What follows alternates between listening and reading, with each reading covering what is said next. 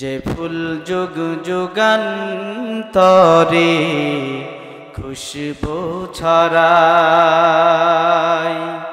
যে ফুল যুগ যুগান্তরে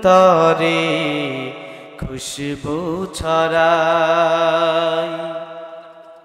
এঁকেছি সে ফুল মোরা, এঁকেছি সে ফুল মোরা মনেরি কাবায়, যে ফুল যুগ যুগান্তরে খুশবু ছড়ায়।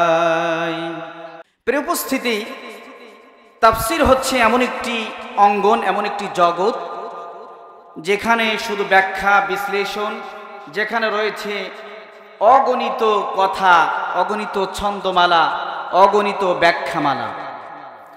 তাফসীর শব্দের ব্যাপক অর্থ মুফাসসিরে কোরআন তারা লিখেছেন, এটা ব্যাখ্যা করা, বিশ্লেষণ করা, খুলে খুলে মানুষের সামনে উপস্থাপন করাকে তাফসীর বলা হয়। আজকে তাফসীরুল কোরআন মাহফিলে আমরা যারা এসেছি, এই তাফসীর শুনলে আমাদের উপর খুশি হবেন কে? এই তাফসীর শুনলে আমাদের জ্ঞান বাড়াই দিবেন তিনি কে? আল্লাহ তাআলা আমাদের জ্ঞানকে সুপ্রসন্ন করুক, এই দোয়ায় আমরা শুরু করছি। কোরআনুল কারীম থেকে আল্লাহ রাব্বুল আলামিন বলছেন, আল্লাহ রাব্বুল আলামিন বলেন, মা ইয়ানতিকু আনিল হাওয়া ইন হুয়া ইল্লা ওয়াহয়ুন ইউহা। আল্লাহ রাব্বুল আলামিন যে কোরআন অবতীর্ণ করেছেন, এই কোরআন রাসূল করিম সাল্লাল্লাহু আলাইহি ওয়াসাল্লামকে যে কোরআন উপহার দিয়েছেন, এই কোরআনের কথাগুলো রাসূল নিজের থেকে কোনো কথা বানিয়ে বলেন নাই, বরংস আল্লাহ রাব্বুল আলামিন বলেন, এই কোরআন যদি আমার নবী নিজের থেকে কোনো কথা বানিয়ে বলতো, আমি আল্লাহ রাব্বুল আলামিন আমার নবীর ডান হাতকে চেপে ধরতাম, আর তার কণ্ঠনালীকে আমি আল্লাহ রাব্বুল আলামিন কেটে ফেলে দিতাম। কাজেই কোরআনে যা এসেছেন সব কার কথা? আল্লাহর কথা। এই কথাগুলো সমাজের মধ্যে অন্তত পক্ষে 17 বছর ফ্যাসিস্ট জালিম সরকারের কারণে আমরা বলতে পারি না, এই কথা বলেন ঠিক কিনা? তাদের গায়ে আগুন যে জ্বলে যেত সব সময়। এজন্য আল্লাহ রাব্বুল আলামিন বলেন, وقال الذين كفروا لا تسمعوا لهذا القرآن।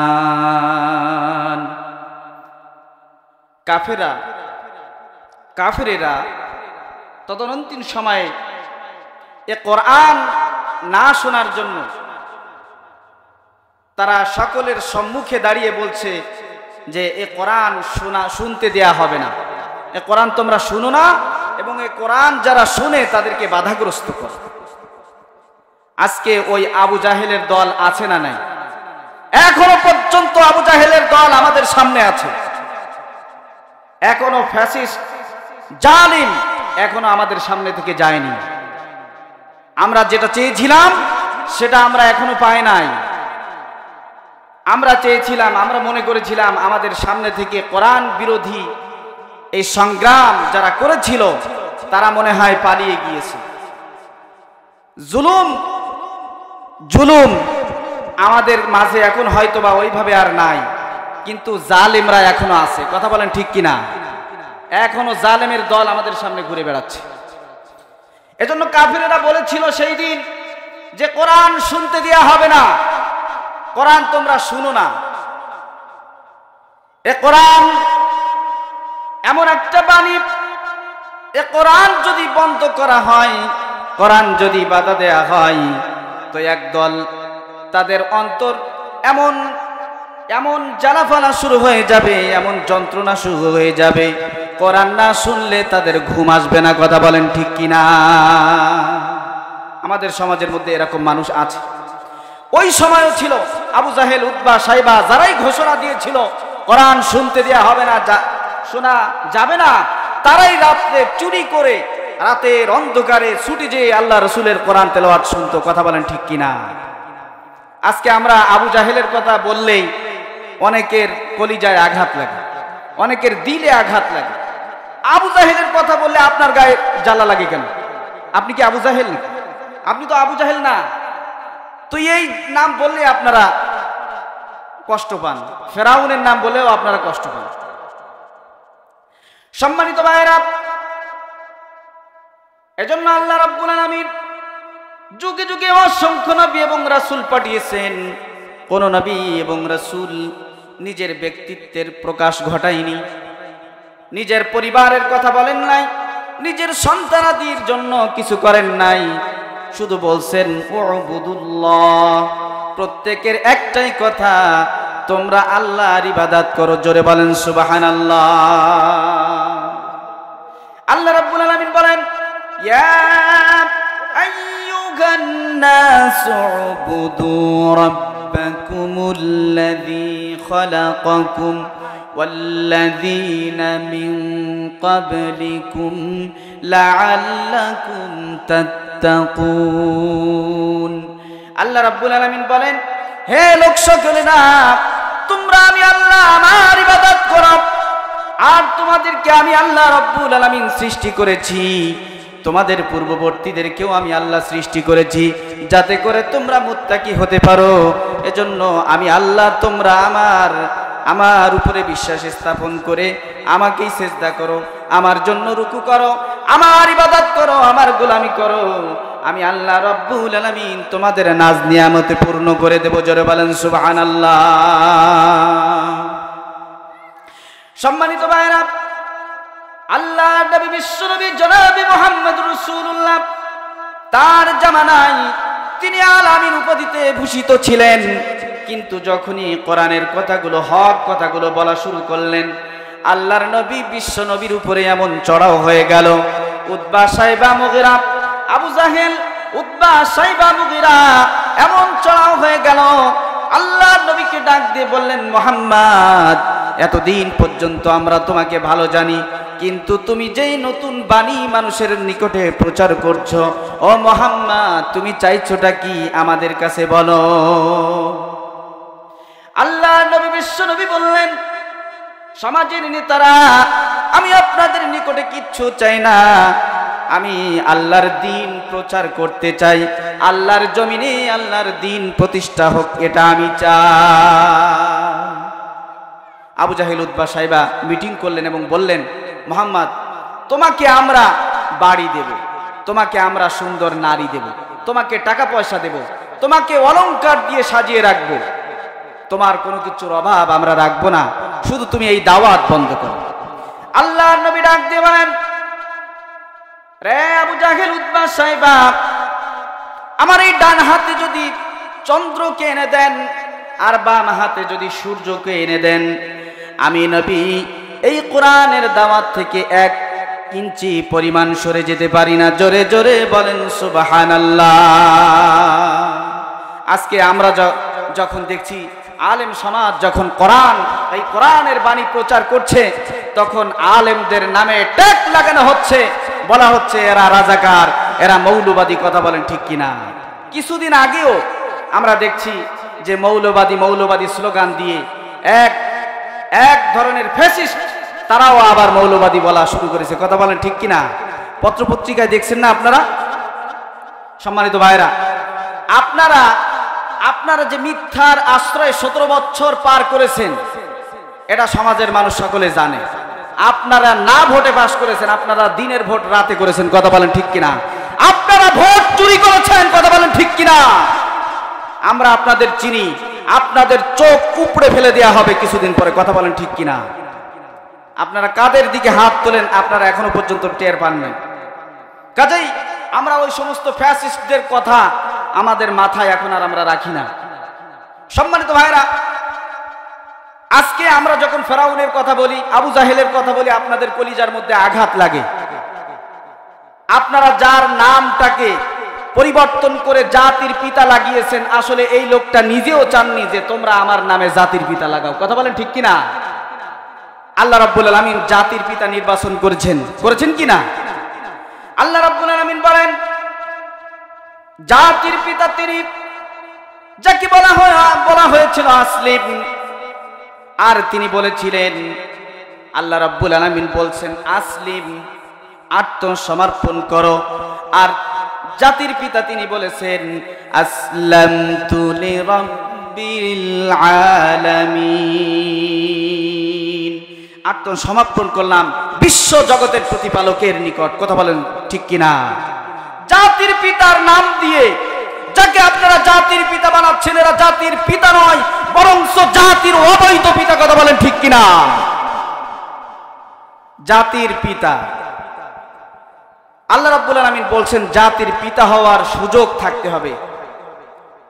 আপনারা আমাদেরকে মৌলবাদী বলেন, আপনারা গালাগালি করেন, আপনাদের নেতার পিছনে জাতির পিতা লাগাইছেন। আপনারা এই জাতির পিতা আপনি কেন লাগালেন? কোন উদ্দেশ্যে লাগালেন? তার কি দেখেছেন জাতির নমুনা? জাতির পিতা তো তিনি যিনি আল্লাহর কাছে ধৈর্যশীলের সর্বোচ্চ সীমারেখায় পৌঁছিয়ে গেছেন, এমনকি এত বেশি পরীক্ষা দিয়েছেন যে পরীক্ষা পৃথিবীর জমিনে কেউ দিতে পারবে না। কথা বলেন ঠিক কিনা? 80 বছর তিনি 80 বছর পরে আল্লাহ তাআলার কাছে সন্তান চেয়েছিলেন। এই 80 বছর ধরে সন্তানই হয়নি। সন্তানের জন্য দোয়া করেছিলেন। আল্লাহ তাআলা একটা নেককার সালেহ একটা সন্তান দিয়েছিলেন। দেওয়ার পরে বলেছিলেন, আল্লাহ তাআলা বলছিলেন এই সন্তানের স্ত্রীকে বনবাসে দিয়ে আসো, মরুভূমিতে রেখে আসো। একেবারে কাবার মরু প্রান্তরে রেখে এসেছিলেন, যেখানে জনমানব শূন্য, মানবহীন এক প্রান্তে রেখে এসে এই একাকী একজন নবী, আল্লাহর প্রিয় পয়গম্বর, তাকে রেখে আসতে বলা হলো। তিনি রেখে আসলেন। ধৈর্যের কি পরীক্ষা! এরপরে স্ত্রীও কি ধৈর্যশীল, তিনি বললেন এটা কি আল্লাহর হুকুম? হযরত ইব্রাহিম আলাইহিস সালাতু ওয়াস সালাম বললেন, তিনি কাঁদো কাঁদো সুরে চোখের পানি ছেড়ে দিলেন। তিনি বুঝে নিলেন হয়তোবা আম্বিয়াদের প্রত্যেকটা কাজ আল্লাহর পক্ষ থেকে নির্ধারণ করা হয়, এছাড়া আম্বিয়ারা কোনো কাজ করেন না। হযরত ইব্রাহিম আলাইহিস সালাতু ওয়াস সালাম আল্লাহ রাব্বুল আলামিনকে তার সব পরীক্ষা দিয়েছেন। সন্তান স্ত্রীকে রেখে বাড়ি চলে আসছেন। আবারও যখন সন্তান একটু হৃষ্টপুষ্ট হলো, বড় হলো, আল্লাহ রাব্বুল আলামিন বললেন, ইব্রাহিম এই সন্তানকে এবার তুমি জবেহ করো। আমাদের সন্তানেরা বলতো যে এতদিন খোঁজ খবর নেননি, এখন এসে জবি করা শুরু করেছে। কথা বলেন ঠিক কিনা? সন্তান ও ধৈর্যশীল সন্তান কি বলেছিলেন? নিশ্চয় আপনি যেটা দেখেছেন, আপনি আমাকে জবেহ করতে আল্লাহ তাআলা নির্দেশ করেছেন, সেটা আপনি করুন, ইনশাআল্লাহ আপনি আমাকে ধৈর্যশীল পাবেন। জাতির পিতা তো তাকেই বানায়, যাকে আগুনে দেওয়ার পরেও আল্লাহ রাব্বুল আলামিনের শুকরিয়া আদায় করেছিলেন। আর আগুনকে আল্লাহ রাব্বুল আলামিন বলছিলেন, কুলনা ইয়া নার কুনি বারদান ওয়া সালামান আলা ইব্রাহিম, আগুন রে আমার ইব্রাহিমের জন্য ফুলের বিছানা হয়ে যাও। জোরে জোরে বলেন সুবহানাল্লাহ। তিনিই তো জাতির পিতা, যিনি আল্লাহর কাছে ধৈর্যশীল হিসাবে পরিচয় দিয়েছেন, পরীক্ষা দিয়েছেন। হাবিজাবি কোন নেতা নেত্রী জাতির পিতা হতে পারে না, এরা জাতির অবৈধ পিতা। কথা বলেন ঠিক কিনা? কাজেই জাতির পিতা এই লোগো, এই ট্যাগ আর যে লাগাবে তার মুখে থুতু নিক্ষেপ করে তাকে জাহান্নামে পাঠিয়ে দেবে। কথা বলেন ঠিক কিনা? একমাত্র হযরত ইব্রাহিম আলাইহিস সালাতু ওয়াস সালাম তিনিই ছিলেন জাতির পিতা। তিনি কিয়ামতের ময়দানে তিনিও আমাদের জাতির পিতা, এখনো তিনি আমাদের জাতির পিতা। কথা বলেন ঠিক কিনা? সম্মানিত ভাইরা, এই জন্য কোরআন শুধু নামাজের জন্য আসে নাই, শুধু রোজা রাখার জন্য আসে নাই। কোরআন অবতীর্ণ হয়েছে হুদাল লিন্নাস ওয়া বাইয়িনাতিম মিনাল হুদা ওয়াল ফুরকান। আল্লাহ রাব্বুল আলামিন বলেন, এই কোরআন অবতীর্ণ হয়েছে হেদায়েতের জন্য, যাতে করে সত্য এবং মিথ্যাকে পার্থক্য করে দেয়া যায়।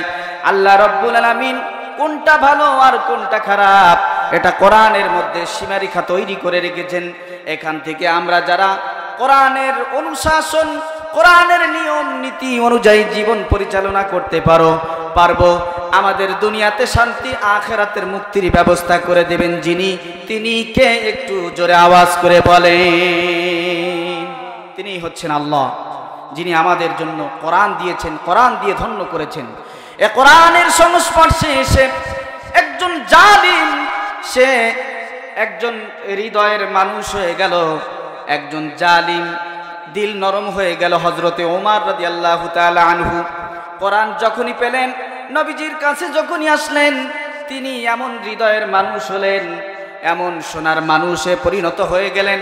নিজের মাথায় আটা বহন করে গরিব দরিদ্রদের মাঝে বিলি করে তিনি বিশ্ব শাসন করে দেখিয়েছেন। হযরতে ওমর ইসলামের সাহিত্যে, কথা বলেন ঠিক কিনা? এজন্য সেই রাসূলের যুগ আমরা চাই। রাসূল করিম সাল্লাল্লাহু আলাইহি ওয়াসাল্লাম আমাদেরকে উপহার দিয়েছিলেন, বিপ্লব ঘটিয়েছিলেন এই কোরআন দিয়ে। যে কোরআন আজকে আমরা নামাজে পড়ি, আমরা নামাজের বাহিরে পড়ি, আমরা খতমে কোরআন করি, কিন্তু এই কোরআন দিয়ে যদি একটিবার সমাজ চলে, একটিবার রাষ্ট্র চলে, কথা বলেন খারাপ হয় না ভালো হয়? ভালো হবে ইনশাআল্লাহ।